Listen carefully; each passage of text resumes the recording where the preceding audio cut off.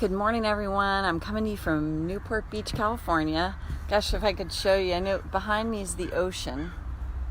It's actually kind of hard to see. It kind of looks like you can see it, but there's a lot of fog and stuff in here, but pretty cool. It's so funny. I'm staying here with my sister and her husband and my daughter, and my husband and I and our family, so me and my daughter have actually stayed at this resort before.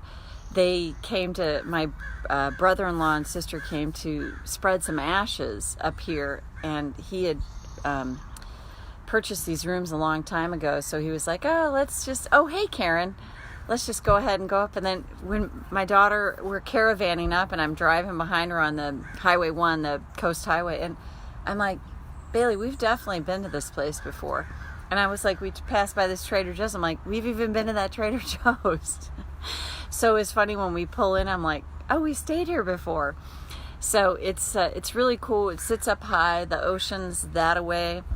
My daughter and I we went down and walked down to the beach last night, and I actually got to see the sunset. I always think it's funny when I grew up in St. Louis, all my all the things about California were, it's really sunny California and da-da-da-da-da. And I live in New Mexico, and I don't think you get too much more sun than that, maybe Yuma, Arizona. But it's often socked in like this on the coast in the weekends. Those of you who live in California, you know all this. I'm preaching to the choir here. But anyway, just wanted to say this. So I'm actually sitting out by the pool, and I wanted to do a tapping today on fear that really things are never really going to change for me, because I lived most of my life feeling exactly this way, that ultimately I tried everything across my path, and I was like, ultimately I would always sort of slide back. So a couple things I want to say about that is, is that my brother-in-law coming? Oh, that's hilarious. No, somebody else is coming. A couple things I wanted to say about that is, one thing is, I was looking for these sort of quantum leaps. Like, I was expecting things to shift really radically, really quickly, because I was so sick and tired of feeling stuck. And I think that's probably the biggest downfall to most of us, is that we think, this should change overnight. And we didn't get into these issues overnight, and therefore you're going to notice progression if you pay attention to it. So this is why I'm constantly preaching, do the tap when you notice the resistance, and then literally keep a journal. It's really best if you write it down, because otherwise it just sort of floats around in our heads, and we really don't take in the significant changes that we've had. So then you want to write down those little wins, like I've talked about, so many times. It's like, okay, well, I went down the rabbit hole, with my sister, my spouse, or, my brother or my child, but I caught myself sooner than I ever have. What most of us do is we just get pissed that we went down the rabbit hole at all. So we don't give ourselves any kind of credit because, I went down the rabbit hole. And this is so muy importante. It is so key to progression, is noticing those little wins, because that's what's going to help you start to build momentum. And I'm talking, if they're fractional, tiny little wins, you will build momentum that way, because you're going to let yourself know, oh my God, you know what? That is different for me. I'm less reactive than I used to be. You can still go off the rails in reaction, but if you catch yourself sooner than you have before, that's huge. And that's actually an indication and letting you know that the brain is changing. So that's why I would say it is so important to every day, and especially I'd say at night before you go to sleep, write down, like, here's the little changes I'm seeing. Here's something that's changed for me. Even if you feel like crap, but you're like, I just feel like mildly less crappy than I did the day before. And I'm not kidding when I tell you, and I didn't have tapping them, that's what started to slowly ease me out of this year of not sleeping through the night and being freaked out constantly. And it's funny, I want to share one other thing. I was having this conversation with my husband last night about some things. So my husband and I could not be more opposite this way. He has this attitude that somehow, some way, things are ultimately going to work out. He's going to figure it out. Like, it's more on him. Like, he's like, somehow, some way I can hit the biggest disaster, but somehow, some way I will pull myself out of it. He's had that attitude for frickin' ever. And it's astonishing to me. Hey, Joanne. Hey, Karen. And I can't see who else is here. There is someone else here. And I notice how and trust me, I'm not saying this guy's perfect. We have our issues, of course, but in this arena, he's very much like, I don't know. It's just, I'm going to figure it out. And he told me the story when he was 5. He actually used to leave home because he was so hard for him to be around there that he would be on his bike and be miles away from home. And he grew up in the south side of Chicago. Not the safest place on the planet. But he said he just knew it. And I was telling him he was having this thing go on. And I was like, I've not been that way. And his daughter is a lot more like me that way. My stepdaughter, she's more like me, So when I explained that to him, I'm like, she just doesn't have that baseline belief that you do. And I said, Liam, I don't either. That's like, okay, it's all gonna work out. Ultimately, I know it does, but my go-to, it's astonishing to me still to this day, and it's still like, okay, what's gonna go wrong? It's only recently, really recently, and I'm talking last couple months, where I notice I'm like, I don't know, it's just going to figure out. I've always had smatterings of that where I'm like, yeah, okay, things are going to, this ultimately is going to work out. But in the moment, my go-to is, oh shit. So if you don't have that sort of baseline, the other thing, hey Karen, morning Marty. Oh, yeah, another Karen. I love it. Okay, I need to explain my resistance and ask you to do something on resistance. Yes, please do.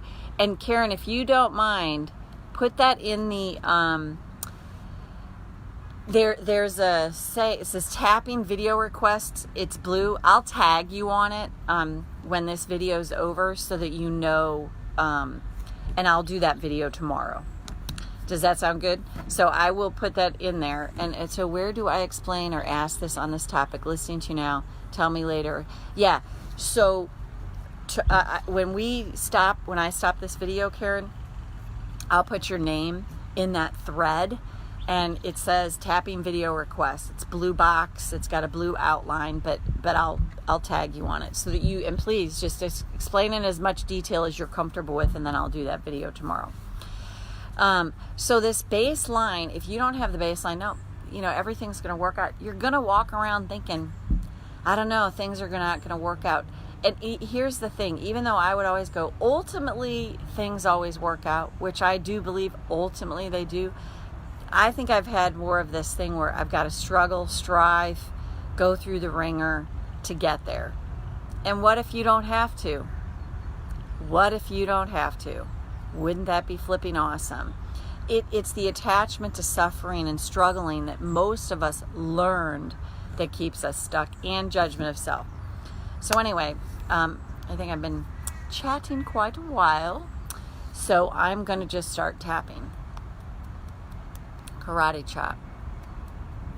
Even though it's not going to happen for me. It's just not. This thing is not going to work out. My life is not going to turn out the way I think it should. I choose to acknowledge I feel this way. Hey, Osama. Even though I have this fear, this deep down fear, this is not going to work out for me. I choose to accept my feelings now. Even though I'm totally convinced deep down, my life's never really going to turn out the way that I think it should, or that I want it to. I've tried and failed so many times. I just keep mounting evidence. It's not going to work out. I choose to acknowledge my feelings now. Then go to the eyebrow. I'm just convinced deep down, not really going to work out for me. I've tried and tried. And I make some progress,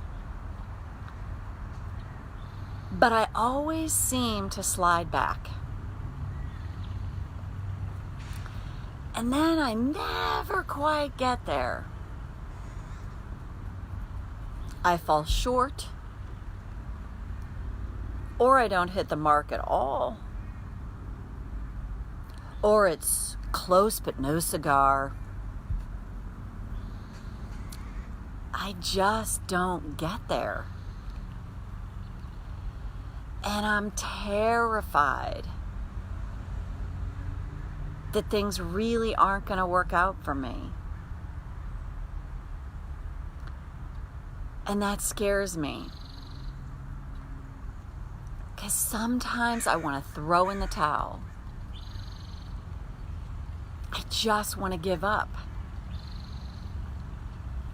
This just seems too hard. So I really want to give up. But here's the thing. I was not taught to notice all my progress, to notice the little wins. Because if I really look, if I really give them airtime, there are tons of them. But my default is, it's gotta be big.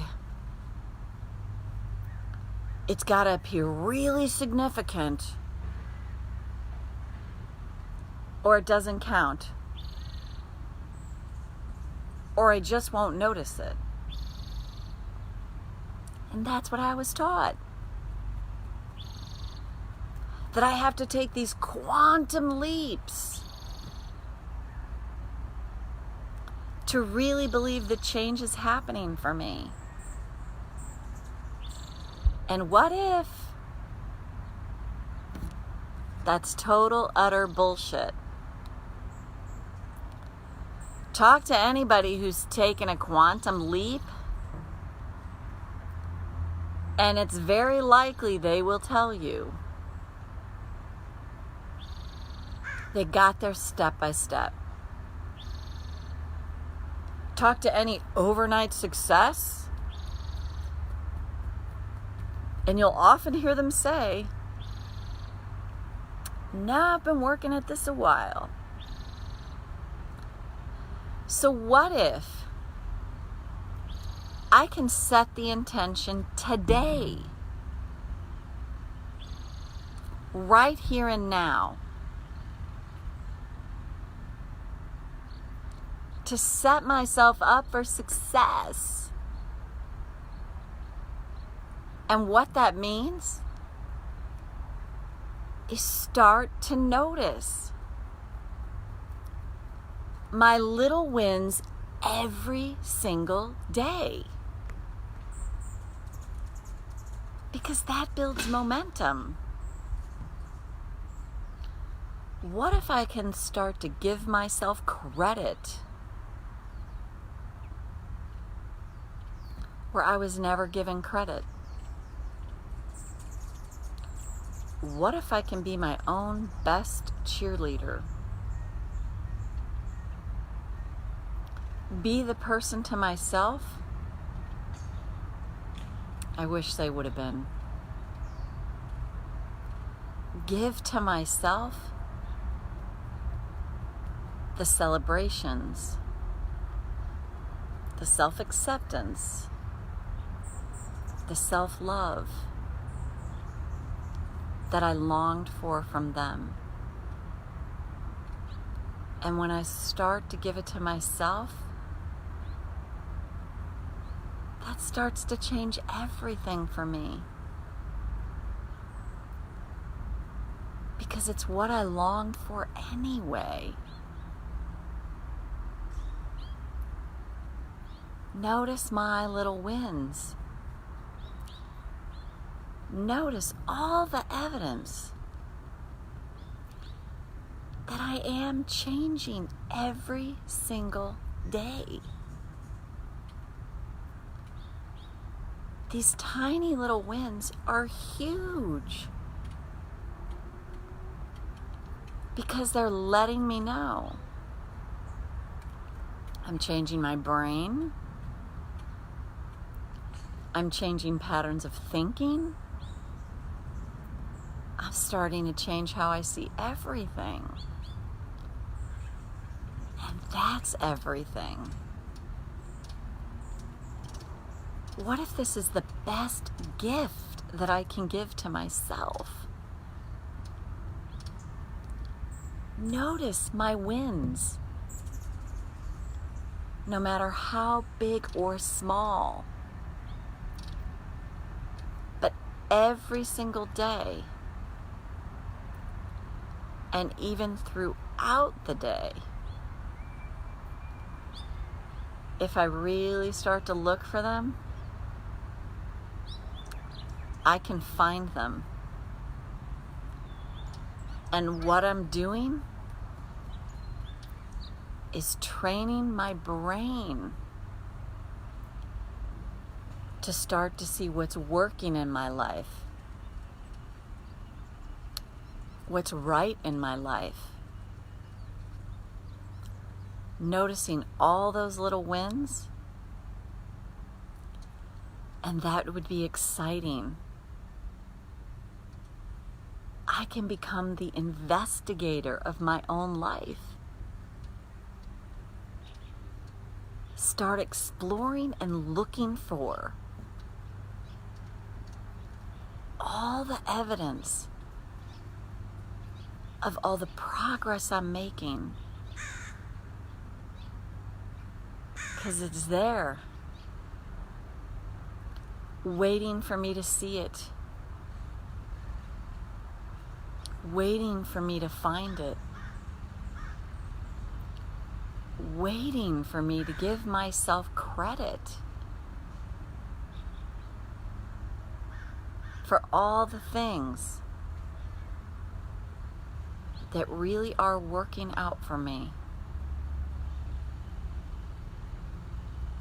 I will find them,